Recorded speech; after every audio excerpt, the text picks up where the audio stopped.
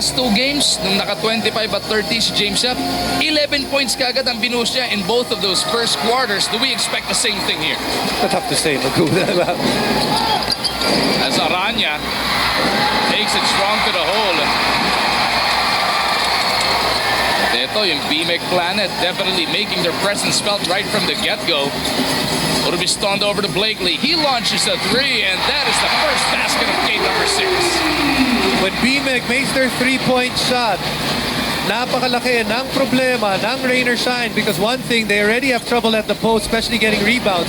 And then, pag nakakashoot ng tres, itong B-MEG, they're able to extend the defense of rain or shine. Jamil Cornley gets the basket doon sa kabilang dulo. 3-2 na sa ating talaan. Urbistondo being bothered here by Aranya. James with Norwood on him. Big gain, takes it to the hole. Puts it up and in. There's a certain laro ni James, yeah, parang may relax.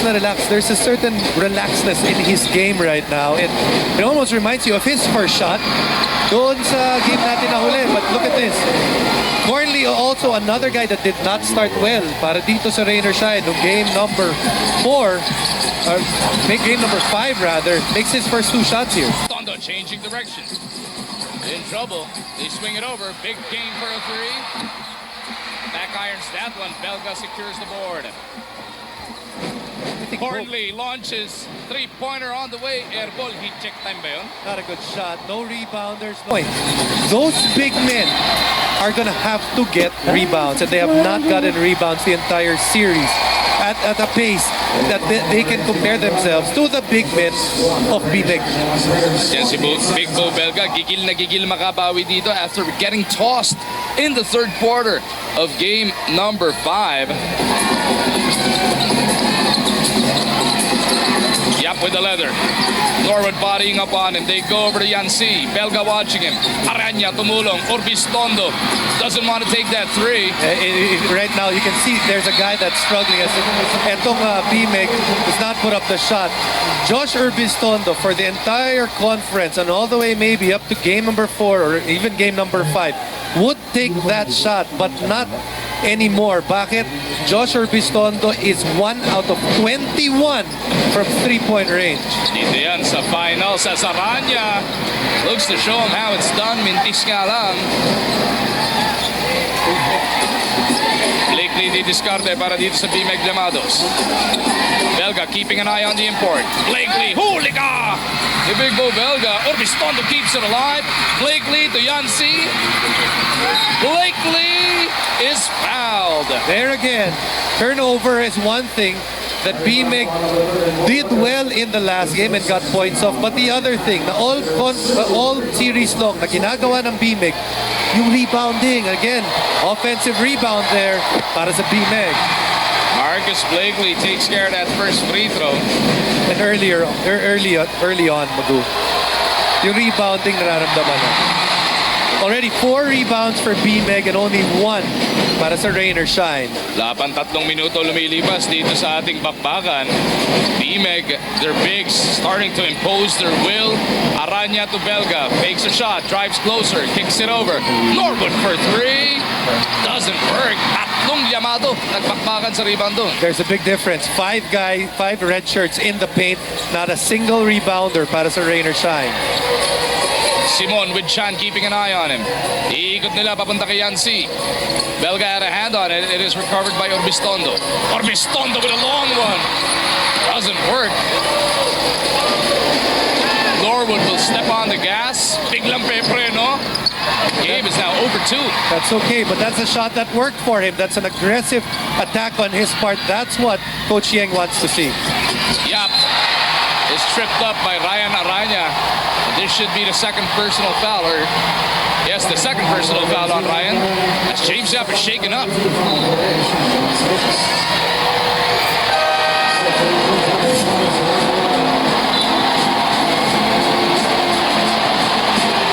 Looks like a need to defy yung naging contact doon, Jason. Kitang-kita yun dun sa replay. Ryan Aranya. You know, when you get hit, on your thigh with the knee but it's not, usually it's not a lasting pain. It's like yung parang nakakabigla lang at naninigas yung part na yun ng muscle. Pag sa braso. Daga sa legs, yung isa daga sa braso. Siguro mas malaki yung daga sa legs, no? Oo, dahil tuhod yung tatama doon, hindi siko, kamay. Urbistondo with the leather. Jairo Ibanez has checked in para done. Kay Ryan Aranya na may 2 personal foul as Blakely turns that over. Chan looking to change that. Block from behind by Simon. Urbistondo leads the pack. James, one-hander. Bitin. Blakely. Hindi niya malinis yun, pero Simon keeps it alive para dito sa B-MEG. BJ nadulas. Napulot ni Urbistondo. BJ looks to reset. Haba pa naman ang shot clock. 10 seconds pa, but they turn it over. Yes, and those turnovers, the last 2 para dito sa... Waterproofer, ang bagong hari ng Tapal. Cornley with a leather away from play. There is a foul. Jaire at James Yap nagkakiskisa na naman. And there is history. May history itong dalawa. Noong last game, both guys actually getting flagrant fouls on one another. Cornley looking for Norwood. Gusto nilang postean. Ito si Urbistondo. 2 degrees, ano? As PJ Simon getting away from Chan but missing the layup. Coach Yeng nagagalit kay Cornley dahil hindi tinulak yung bola. Norwood now naipit over to Belga. Chan top of the cage three. Bang! There's a pace. It doesn't mean that they're going to take hurried shots. He just wants him to move quickly. Urbistondo hindi pa rin makabawi dito. He's now what? 1 of 23 from the 3-point. Nagpapasok na yan. Cornley over to Norwood. Away from play, another foul is whistled. Shine. Cornley. Iikot nila. Jaire, Bebuelo. Pagbuelo nga lang yan. Natapak doon sa sideline. Itong first quarter. Banyas this time around. They go to Yancy. Belga keeping an eye on him. Urbistondo na naman. Punta kay James. Norwood bodying up. James pulls up. Good Air defense. ball. Good defense on the part of Gabe Norwood. That's a terrible outlet on the part of Cole Belga. You have actually Jeff Chan on your right, Gabe Norwood to your left. Si Gabe Norwood na-frustrate siya sa kanyang laro noong Game 5. Pero siya pa rin isa sa mga unang taong dumating dito sa Araneta. 4 o'clock pa lang daw, nag-warm up baskets na siya. At tulad ni Gabe, ang Rainer Shine daw handa ng iwanan ang nakaraan.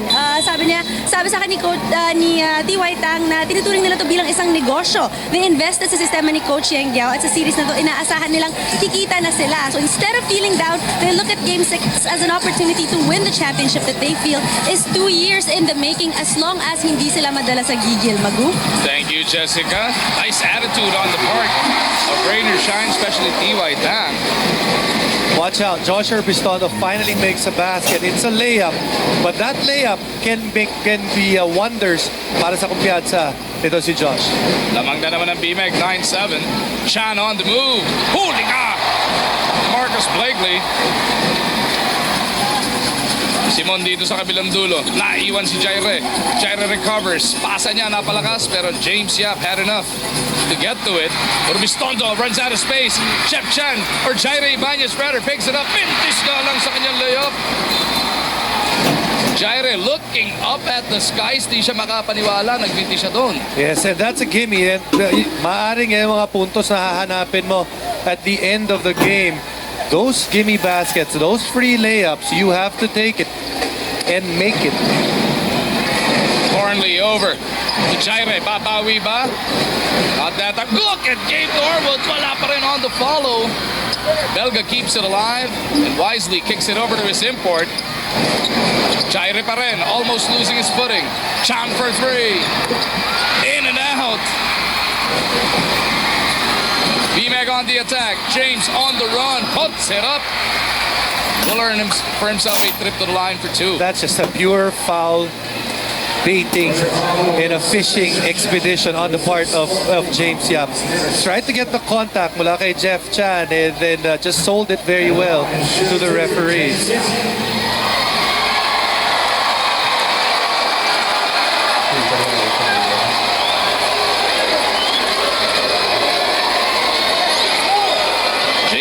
Llamados with 2 points so far in this game. Takes care of the first as we take a look. Pero Jason, etong defense ng Rain or Shine, Norwood yung primary. Kanina si Aranya at si Jaire paminsan-minsan naging harder. That's not bad. I mean, at least when you compare that dun sa nangyari sa kanila nung last 2 games, that's something that I'm sure they worked on to play better defense on James Yap. Jaire hits a brick wall. Urbistondo is in trouble. He calls a timeout para dito sa B-MEG. Llamados, tatlo yung nakapaligid sa kanya doon. Game 6 of the Governor's Cup Finals here on PBA on Active. At kanina nga, may kanya-kanyang inaatupag ang mga B-MEG players while getting ready. You know, those who are not 100% like James Yap, Mark Pingris, nagte-therapy kanina, nagpapahinga. Habang yung iba naman, busy sa pag-shoot around. And that's because Coach Tim Cone said that now is not the time to make any excuses. That's why the players are making sure they're ready. Back to you, Magu, Jason. Thank you, Sel. PBA Finals na nga to. Bawal magtahilan dito. Just gotta come out and leave everything on the floor. James Yap against 2.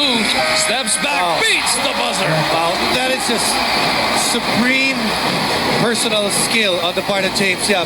Already very good primary defense mula kay Gabe Norwood. Tumulong pa si Jaire, nakaswan pa rin.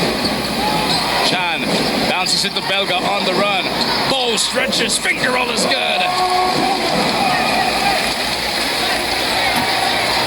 13-9 ang nasa ating talaan. B-MEG still up by 4 points. Blakely napapikan ni Cornley. Na-double block ay pa doon. Ito si Marcus Blakely as he is tagged. Jerby Cruz now part of the spy para sa Rain or Shine. Nalitan niya si Belga. Cruz, catch and shoot. Alamig pa off that bench. Just over 3 minutes remaining sa ating opening quarter. Simon, dadaan sa pick ni Yancy. Simon, down to go to the defense, kicks it over. James to Blakely, lumipad. When they share the basketball, ito B-MEG, that's when they're scary.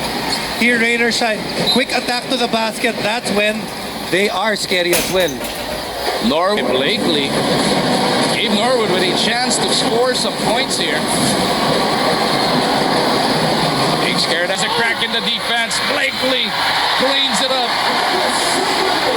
At this point, B-MEG is a team that's playing better basketball all around. Mas maganda nila yung niraran yung mga sets nila. Tapos mas agresibo sila. Nakakuha sila offensive rebound. Biggest lead of the ball game so far. Ocho with under 2 minutes remaining sa the first quarter. Cornley sa poste hit his first 2 shots. Gets it to Jaire. They got to put it up. Shot clock winding down. Jaire couldn't bail him out. James Yap not even playing defense on Jaire again. He's daring to shoot. He's the guy that is sagging in the middle. Jaire's got to be able to pull the trigger with confidence and quickly. Urbistondo almost loses it. 7 to shoot para sa B-MEG. Look at James change direction. Step back jumper, no good. Cornley secures it. Cornley gets it to Jerby. Gusto niya paposte na ito si Cruz. Cornley from that free throw line gets the basket. Wasn't really that textbook. Simon pulls up. Nawala si Chan ng bahagya. Isga lang pero dito kay PJ. Less than a minute remaining in the first quarter. Norwood iniwan para kay Jaire. Still hesitating. Jerby to Jaire. It's the same problem. It's the same problem as game number 2. Jaire's got to pull the trigger. Just like what he did in game number 3. Jaire sa loob. Wala. Jerby couldn't get the stick back. And you know where it goes back to, Magu? That missed layup.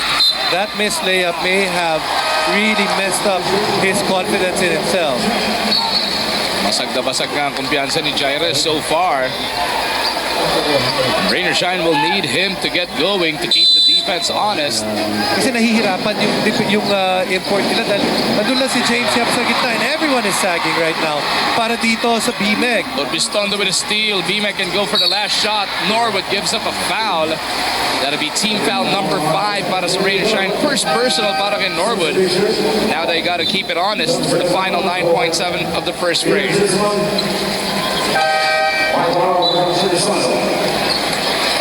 Jonas Villanueva on the floor for the first time. Pinalitan si Urbistondo. Simon, pinalitan na rin ni Mark Baroka. 6 seconds remaining in this first chapter. James with the leather. Long three. Big game, no go. And that'll do it for the first 12 minutes of action. B-MEG will take a 6-point lead.